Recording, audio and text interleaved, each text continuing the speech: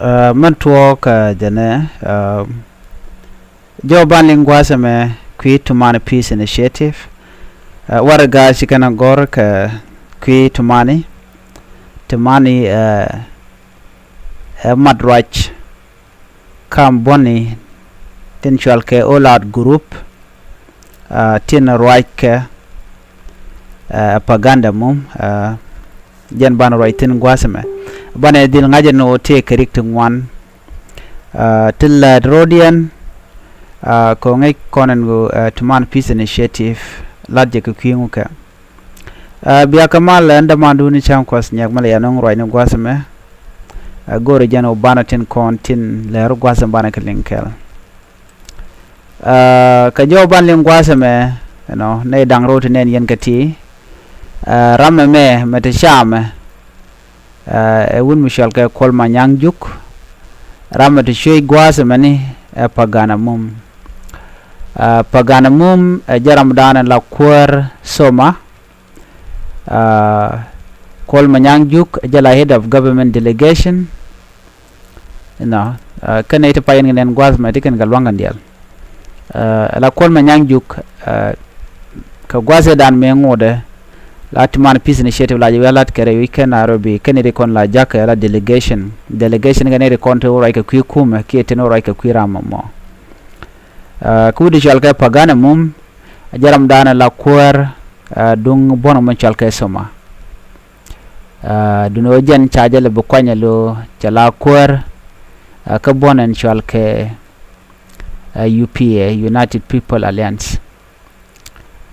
muku kono gorlin kono gwasame ta danan chalaka jengo tumana peace initiative chaliu tumana peace initiative jen lat ke je ke gwade dan la mecha mal mecha jatan kam Dr. Machar kene kirmi yadit mecha mal mo chala mal keke mecha re lat chwagu jeno de kanetiti netin kontin cha banjor de kal mat re roje mone ka dob dan de kula mare roje mo gorga jengo de ka konti ka mat kam ni ken so si kiet che plan che chulade okay keni di cha banrati ti cha banrar ka 2018 peace agreement la revitalize peace agreement ngwano kan ba ko moy kedung dien so bi ken transitional government dob dan de mal de jengo je bi ken kula dile ke bi ken jaga jajan so jen dobe dane shi kan michina mo kai dala kaja ka kore gwade dane birek bu to kaje gwade dane cha Dr. Machar cha je bin yenten kir na moni jen mendana kural kujere no rala no gwase me en yen Dr. Machar che ti diale konde chare le ka kumeno dare ale ka ki dare lat chaka be block kir ko kir gujano why do I have to continue kamal connected to telot cause chegu jano ne ti telekalot that was the reason chegu jano neten kon let ke jakel katuman peace initiative telaka power so ko kujamo chegu jano shan be continue ko cha Dr. Machar cha jadilien che let che ti dial chika tok jeno kuyela nen jaga de Uganda jaga kanit konti la kuma spela yo gonten konti tegeten ka cantonment sidien gota konti ka training ten so waka gorun wina mi lo waka nak ci jan pad mishal ka me tumane peace initiative men lat kare wika ka Kenya cha chukana lo chala la dor kol manyang jugjen rami mola presidential advisor senior presidential advisor jaram dana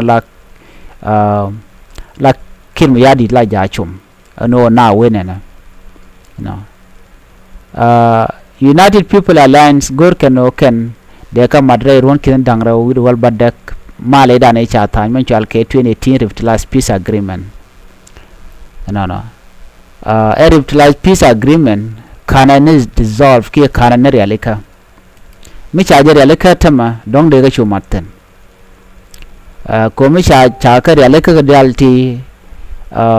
de man peace initiative de jam cho shorten baduno shaja block ken gadi ano let kene kene ne binete ka mala golka ke kuma kirmi yadi so ko gor kiro bika jan katin kon let ke gor jano dare long den dare jabat chana jo me chana jamenen be manana chalat gwasmene. The revitalized peace agreement has not been dissolved, so it cannot be replaced by the Temani. All that they have quoted is 80% of the chapter in the revitalized peace agreement incorporated into the Temani. It is Temani 10% which was not included in the revitalized peace agreement because you add the few to the majority, not the majority to the few. Do that ka gwasame wa gori jeno de 2018 revitalized peace agreement they dissolve ke they now they create. Ka jo chalat gwas ge jene e dong ne kon ti la kume e de mana ke tuman peace initiative cha ko no ne de kon la mat ke la tumane 10% karodian revitalized peace agreement 8% so nyo dan jeno tumani ne te tuman peace initiative tin kule roal ke kir wade mana ke ka jen male da ne chatan ballo kene okay ko kene chane de mat gwat mi so ko kujima ko tene tuman peace initiative ke 10% chike ga chu dot ye gujeno tele kalot jela no they had nothing much to contribute then no polkenina so chike ni gujeno chede wo ka jan do banan gwe ke jenana a chana men gwe ji ne de contribute man peace initiative no can she contribute ko dongde malder ben wa tele mi sha produce and dole ne da ne chikana lat so chi dol chone jan ba ko ne melat ke kir jaga no kan ne ti be tam dien be je west lora bang atel peace me bano so jen do bana gu ne je